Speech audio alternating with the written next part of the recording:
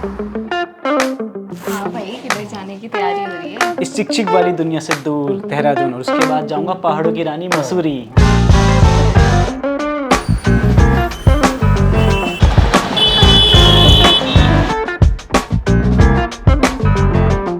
अरे यार, कहाँ फंस गया मैं इतने ट्रैफिक में यार। कहाँ है देहरादून में शांति यार।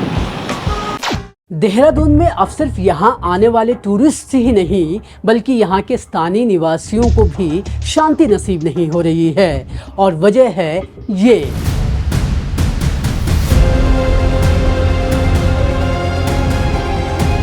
देहरादून में ये जो जगह जगह पर जाम आप लगा हुआ देख रहे हैं, इसके पीछे की वजह यहाँ का कमज़ोर पब्लिक ट्रांसपोर्ट और बुनियादी ढांचा है। देहरादून में पब्लिक ट्रांसपोर्ट की हालत इस कदर ख़राब है कि यहाँ साल 2005 से 2025 तक प्राइवेट गाड़ियाँ करीब 1300% से बढ़ी हैं। साल 2004-05 में देहरादून की सड़कों पर कुल गाड़ियों की संख्या 70,000 से कुछ ज़्यादा थी।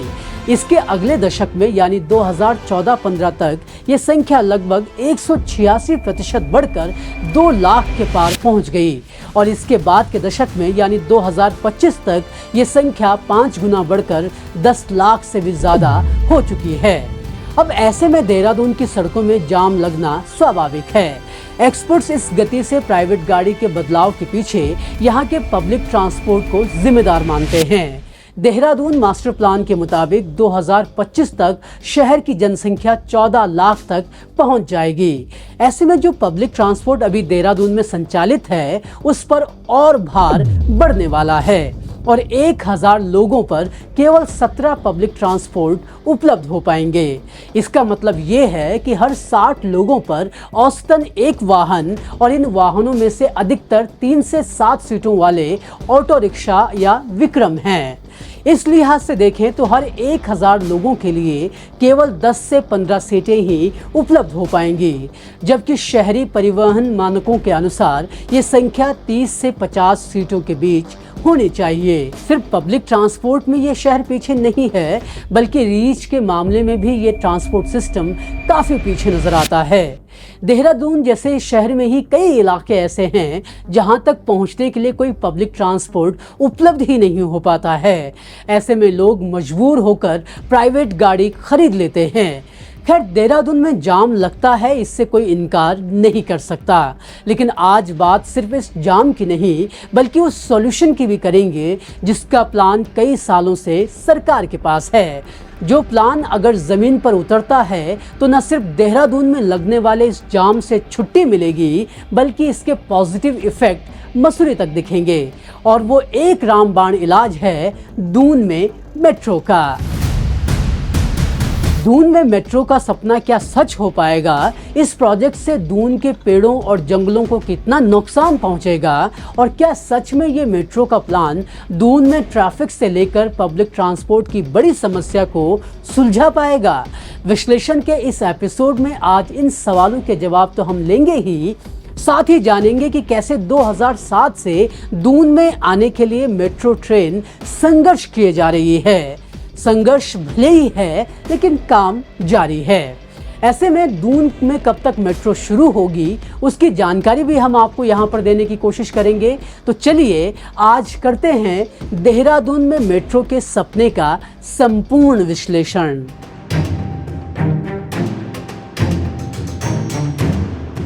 पिछले कुछ दिनों से देहरादून में एक मुद्दा काफी गरमाया हुआ है, और ये मुद्दा है बिंदाल और रिस्पना नदी पर एलिवेटेड रोड बनाने का। सरकार का तर्क है कि ये एलिवेटेड रोड न सिर्फ देहरादून के ट्रैफिक को कम करेगी बल्कि ये मसूरी जाने वाले पर्यटकों के लिए भी फायदेमंद साबित होगी। लेकिन वहीं दूसरी तरफ पर्यावरणविदों का कहना है कि ये योजना देहरादून का विकास नहीं बल्कि विनाश करेगी। उनका कहना है कि भले ही इस योजना से देहरादून का ट्रैफिक कुछ हद तक कम हो जाएगा, लेकिन इससे दून की हरियाली और सस्टेनेबिलिटी खत्म हो जाएगी। एलिवेटेड रोड से बिंदाल और रिस्पना नदी का अस्तित्व खत्म होने का डर है। जब इस एलिवेटेड रोड की संभावनाओं और आशंकाओं को लेकर चर्चा हो रही है, तब दून में मेट्रो का पुराना ख्याल ताज़ा हो आता है। देहरादून में अगर मेट्रो आ जाती है तो इससे न सिर्फ ट्रैफिक कम होगा बल्कि पर्यावरण के लिहाज से भी ये फायदेमंद साबित हो सकता है। अब कितना ये प्लान पर्यावरण के हित में है और इसके होने से क्या क्या फायदा लोगों को मिलेगा और कितना नुकसान होगा, ये जानने से पहले आइए जानते हैं कि दून में मेट्रो का ये प्लान आखिर है क्या और अभी मौजूदा समय में इसकी स्थिति क्या है।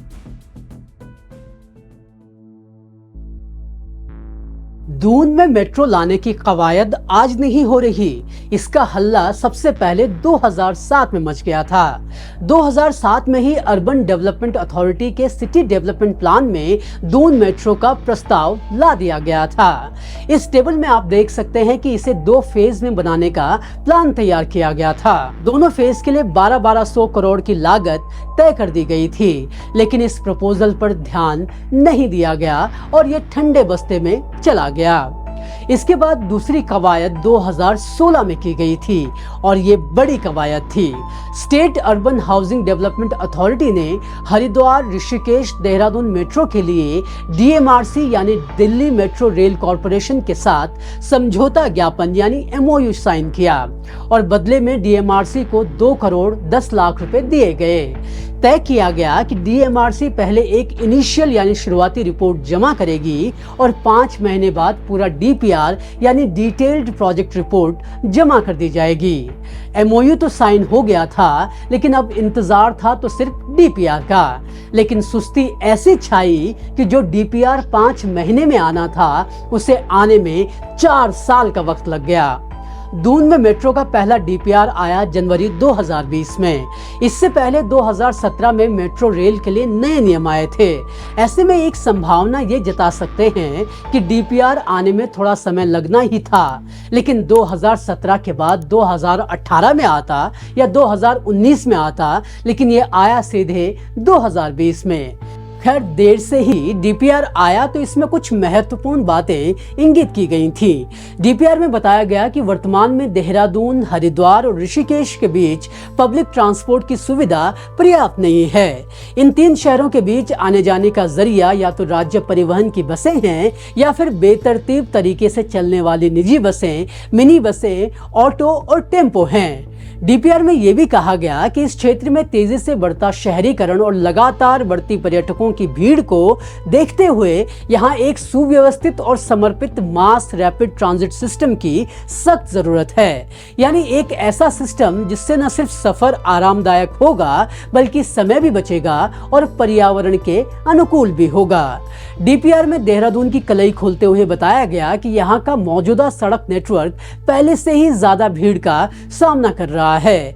इससे सफर में ज्यादा समय लगता है और दुर्घटनाओं व प्रदूषण का खतरा बना रहता है। सुझाव दिया गया कि क्योंकि ये इलाका पर्यावरण की दृष्टि से बेहद संवेदनशील है, इसलिए यहाँ एक इको फ्रेंडली और मास रैपिड ट्रांजिट सिस्टम का तुरंत विकास किया जाना बहुत जरूरी है। इन सभी बातों को ध्यान में रखकर DMRC ने यहाँ पर मेट्रो लाइट चलाने का सुझाव दिया। DPR में कहा गया कि मेट्रो लाइट का सिस्टम हल्का होगा, जो कम बिजली खर्च करेगा, कम शोर करेगा और इसका रखरखाव भी आसान होगा। इसके अलावा लागत भी मेट्रो के मुकाबले काफी कम आएगी और इतना किफायती होने के बावजूद यात्रियों को वही सारी सुविधाएं मिलेंगी जो एक आधुनिक मेट्रो ट्रेन में यात्रियों को मिलती है। कुल मिलाकर मेट्रो लाइट एक स्मार्ट, किफायती और पर्यावरण के अनुकूल पब्लिक ट्रांसपोर्ट विकल्प होने वाला है। DPR में मेट्रो लाइट लगाने के लिए 4 कॉरिडोर प्रपोज किए गए। इसमें पहला कॉरिडोर ISBT से कंडोली डिपो तक, दूसरा कॉरिडोर FRI से रायपुर, तीसरा गुरुकुल कांगड़ी यूनिवर्सिटी से हरिद्वार के बापूग्राम होते हुए ऋषिकेश तक और चौथा कॉरिडोर नेपाली फार्म से विधानसभा तक प्रस्तावित किया गया था। इस लिस्ट में आप देख पा रहे होंगे कि इन कॉरिडोर्स के बीच कौन कौन सी जगहें आ रही हैं। करीब 94.02 किलोमीटर के लिए मेट्रो लाइन चलाने की पूरी लागत 13,420 करोड़ बताई गई। DPR में कम लागत वाले 4 और ऑप्शन दिए गए थे। बस इन चारों विकल्पों को मूर्त रूप देने के लिए एक रूट को हटाना पड़ता। ये वो 4 ऑप्शन हैं और ये उनकी लागत है।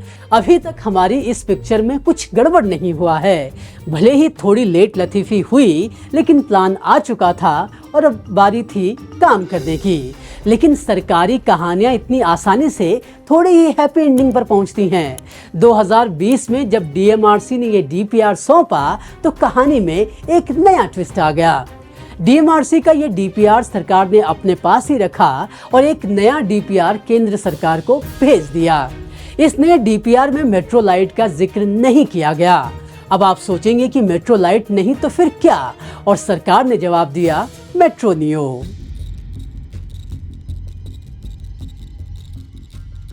मेट्रो नियो की बात करने से पहले जान लीजिए कि डीएमआरसी का डीपीआर पास ना हो पाने की सबसे बड़ी वजह थी इस पर आने वाला खर्च। 2021 में जब देहरादून में नियो मेट्रो लाने का डीपीआर लाया गया तो उसमें यही बताया गया कि हाई कॉस्ट के चलते मेट्रो लाइट पर कोई फैसला नहीं लिया गया है। मेट्रो लाइट का डीपीआर जहां दिल्ली मेट्रो कॉरपोरेशन ने तैयार किया था, तो वहीं मेट्रो नियो का DPR Uttarakhand metro rail urban infrastructure and building construction corporation limited ने तैयार किया था। दोनों डीपीआर में काफ़ी बदलाव किए गए। जो भी रूट और सुझाव मेट्रो लाइट के लिए दिए गए थे, उन्हें ही ध्यान में रखते हुए मेट्रो नियो के डीपीआर को तैयार किया गया। एक बड़ा बदलाव जो नए डीपीआर में था वो ये कि इसमें गांधी पार्क से लेकर कंडोली डिपो तक के रूट को नहीं शामिल किया गया था और उत्तर दक्षिण कॉरिडोर अब केवल आईएसबीटी से गांधी पार्क तक करीब 8.5 किलोमीटर का ही माना गया। गांधी पार्क से कंडोली तक के रूट को लेकर तय किया गया कि इस 2.5 किलोमीटर के रूट पर मेट्रो नियो की बजाय ईवी बसें चलाई जा सकती हैं या फिर किसी दूसरे पब्लिक ट्रांसपोर्ट के माध्यम से इस दूरी को कवर किया जाएगा। नए डीपीआर में 4 कॉरिडोर को 2 कॉरिडोर में सिमटा दिया गया। कॉरिडोर 1 आईएसबीटी से गांधी पार्क तक तय किया गया, जिसकी कुल दूरी जैसे हमने बताया 8.5 किलोमीटर आंकी गई और इस कॉरिडोर पर 10 स्टेशन बनाए जाने हैं। दूसरा कॉरिडोर एफआरआई से रायपुर तक करीब 13.901 किलोमीटर का आंका गया है। इसमें 15 स्टेशन रहेंगे। इस तरह डीएमआरसी के डीपीआर में जो रूट 94 किलोमीटर का था, वो नए डीपीआर में घटकर 22.424 किलोमीटर का हो गया है। यानी ऋषिकेश और हरिद्वार से देहरादून तक का जो प्लान था वो फिलहाल के लिए ठंडे बस्ते में डाल दिया गया है। यानी कि अब सिर्फ देहरादून के इन 2 कॉरिडोर में ही मेट्रो चलेगी, अगर चली तो। जी हाँ, अगर चली तो। ऐसा हम इसलिए कह रहे हैं क्योंकि अब ये मेट्रो राज्य सरकार के गले की एक तरह से हड्डी बन गई है। अब ये कैसे हुआ उसकी चर्चा तो हम आगे करेंगे, लेकिन फिलहाल आपको बता दें कि जहाँ जहाँ मेट्रो नियो के स्टेशन बनेंगे वहाँ दुकानें और पार्किंग की सुविधाएं भी उपलब्ध की जाएंगी। मेट्रो नियो के प्लेटफॉर्म की लंबाई 25 मीटर लंबे बाई आर्टिकुलेटेड कोच के अनुसार तय की गई है। प्लेटफॉर्म के दोनों एंड्स पर 2.5 मीटर अतिरिक्त जगह को मिलाकर प्लेटफॉर्म की कुल लंबाई 30 मीटर और चौड़ाई करीब 2.5 मीटर प्रस्तावित की गई है। प्लेटफॉर्म पर टिकट वेंडिंग मशीन, एक पूछताछ, सुरक्षा या नियंत्रण कक्ष की व्यवस्था भी की जाएगी। यात्रियों को जानकारी देने के लिए सूचना डिस्प्ले प्लेटफॉर्म के ऊपरी हिस्से और प्रवेश द्वारों पर लगाए जाएंगे। इसके साथ ही इस डीपीआर में मेट्रो स्टेशनों के सामने जेब्रा क्रॉसिंग, रैंप, फुटपाथ और साइकिल ट्रैक्स लगाने का प्रस्ताव भी शामिल है। ISBT metro neo station corridor 1 का टर्मिनल स्टेशन है, जहां इसे देहरादून के इंटर स्टेट बस टर्मिनल से जोड़ दिया जाएगा। इसी तरह रेलवे स्टेशन में मेट्रो नियो स्टेशन पर इंटरसिटी ट्रेनों से इंटरचेंज की सुविधा भी दी जाएगी। ये दोनों इंटरचेंज स्टेशन एलिवेटेड होंगे और मौजूदा या प्रस्तावित परिवहन साधनों के साथ सीढ़ियों और लिफ्ट के जरिए जोड़ दिए जाएंगे। स्टेशन बिल्डिंग से सटे क्षेत्र को इस तरह डिजाइन किया जाएगा कि यात्रियों की तेज और सुचारू आवाजाही सुनिश्चित हो सके और पैदल यात्रियों या वाहनों के बीच किसी तरह का टकराव ना हो। जहां भी संभव हो वहां मौजूदा सड़कों के किनारे और सर्विस लेन को मजबूत या चौड़ा किया जाना है। इस डीपीआर में स्टेशन के पास करीब 1.2 मीटर से 2.5 मीटर चौड़े निरंतर अतिक्रमण मुक्त और अच्छी तरह से रखरखाव वाले फुटपाथ प्रस्तावित किए गए हैं। स्टेशन के पास ही निर्धारित पिकअप एंड ड्रॉप जोन और फीडर सेवाओं जैसे बसें, ऑटो आदि के लिए भी बे बनाए जाएंगे। ठेले वालों, फेरी वालों के लिए पुनर्वास और पैदल यात्रियों व वाहनों की आवाजाही में किसी तरह की बाधा ना हो, इसके लिए समुचित पार्किंग की योजना भी प्रस्तावित की गई है। इसके साथ ही सुरक्षित और पैदल यातायात के लिए उचित road marking, traffic sign, zebra crossing की आदि की व्यवस्था भी रखी गई है। अब बात करें इस मेट्रो नियो के टाइमिंग की, तो इसका समय प्रतिदिन 17 घंटे का होगा। ये सुबह 6 बजे से अपना सफर शुरू करेगी और रात 11 बजे तक संचालित होती रहेगी। इसकी स्पीड 25 किलोमीटर प्रति घंटे तय की गई है। अब ये तो हो गई मेट्रो नियो कैसे और कहां तक बनेगी और इसका पूरा प्लान क्या है, लेकिन अब बात जरा इसके फायदे और नुकसान की भी कर लेते हैं। दून में मेट्रो आने के प्रोज एंड कॉन्स की बात करते हैं इसके फायदों को जानकर। डीपीआर की माने तो सड़कों के निर्माण और रखरखाव में इससे कमी आएगी, वाहनों के संचालन की लागत में बचत होगी, वायु प्रदूषण में गिरावट आएगी और सामाजिक आर्थिक रूप से यात्रा समय की बचत के साथ ही बेहतर कनेक्टिविटी और लोगों का लाइफस्टाइल भी बेहतर हो जाएगा। इसके साथ ही रोजगार के नए अवसर खुलेंगे और दुर्घटनाओं और जाम में कमी आने की बात भी डीपीआर में कही गई है। इसके साथ ही कहा गया है कि इससे ईंधन की खपत में भी गिरावट आने वाली है। तो ये तो हो गए फायदे, लेकिन डीपीआर में कुछ नुकसान भी गिनाए गए हैं। मेट्रो नियो के कॉरिडोर के निर्माण के लिए कई जगहों पर पेड़ कटान होने की आशंका जताई गई है। डीपीआर में कुल 307 पेड़ों को काटने की बात कही गई है। हालांकि पेड़ों को लगाने का भी एक प्लान दिया गया है। इसके साथ ही इस निर्माण के दौरान जल, बिजली, सीवेज की मौजूदा सेवाएं प्रभावित होने की आशंका जताई गई है। खुदाई और निर्माण गतिविधियों से मिट्टी का कटाव हो सकता है और इससे जमीन की गुणवत्ता और स्थिरता पर असर पड़ सकता है। डीपीआर के मुताबिक इस निर्माण स्थल पर धूल, ध्वनि और कचरे से वायु प्रदूषण थोड़ी समय के लिए ही सही, लेकिन बढ़ सकता है। इससे आसपास के लोगों और श्रमिकों के स्वास्थ्य पर नकारात्मक प्रभाव पड़ने की आशंका है। इस निर्माण के कारण यातायात के मार्ग भी बदलने पड़ सकते हैं और इससे कुछ समय के लिए ही सही, लेकिन जाम बढ़ने की पूरी आशंका है। साथ ही कंपन और खुदाई के कारण आसपास की पुरानी इमारतों को भी नुकसान पहुंचने का डर जताया गया है। तो ये है मेट्रो नियो के फायदे और नुकसान। लेकिन जब मेट्रो नियो का निर्माण होगा तो इसके लिए लैंड एक्विजिशन भी किया जाएगा और इसमें प्राइवेट लैंड भी जाएगा और सरकारी लैंड भी। इस लिस्ट में आप देख सकते हैं कि किस किस जगह का प्राइवेट लैंड जाने वाला है और किस जगह का गवर्नमेंट लैंड इसमें शामिल होगा। खैर, ये तो हो गए मेट्रो नियो के फायदे और नुकसान। अब जानते हैं कि आखिर ये मेट्रो नियो सरकार के गले की हड्डी कैसे बन गई है और कब तक इसका काम देहरादून में पूरा होता हुआ हमें दिखेगा या नहीं दिखेगा।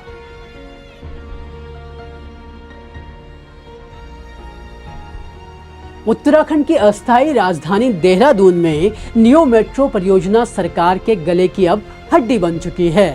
दरअसल कभी जिस मेट्रो को लाने के लिए केंद्र सरकार भी तैयार थी, अब वही केंद्र सरकार इससे किनारा कर चुकी है।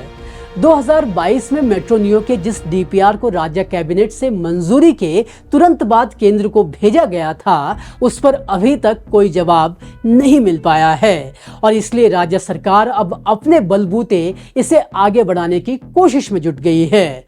कोशिश तो है, लेकिन ये भी बिना दिक्कतों के नहीं है। वित्त विभाग 2300 करोड़ से ज्यादा की राशि जुटाने का जोखिम लेने को तैयार नहीं दिख रहा है। मेट्रो नियो का जो टोटल खर्च बताया गया है वो 1662 करोड़ रुपए है, लेकिन वक्त के साथ इसकी लागत में भी इजाफा हो गया है और आज इस काम की अनुमानित लागत 3000 करोड़ के आसपास पहुंच चुकी है।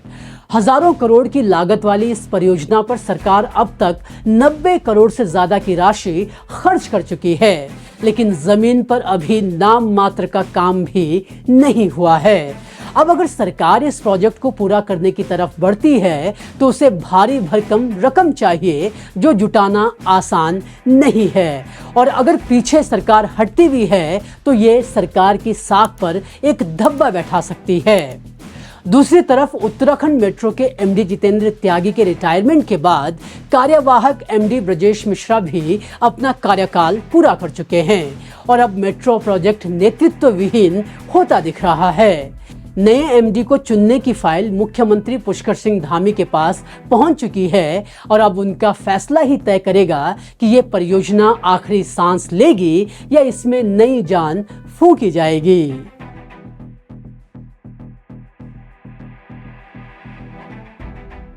अभी तक की घटनाओं का सार देखा जाए तो फिलहाल दून में मेट्रो का काम शुरू होते नहीं दिख रहा है। रिस्पना और बिंदाल नदी के ऊपर एलिवेटेड रोड पर जिस तरह से सरकार का फोकस है उससे तो ऐसा ही लगता है कि फिलहाल सरकार के टू डू लिस्ट में मेट्रो शामिल नहीं है।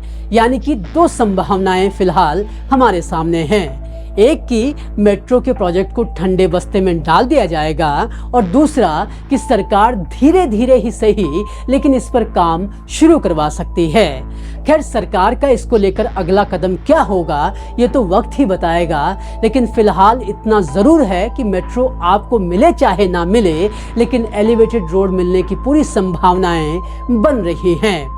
आपको क्या लगता है कि देहरादून में मेट्रो कब तक देखने को मिल सकती है? अपने सुझाव और राय जरूर कमेंट बॉक्स में लिखें। इसके साथ ही इस एपिसोड को लाइक और शेयर जरूर करें और हमारे चैनल को सब्सक्राइब करना ना भूलें। धन्यवाद।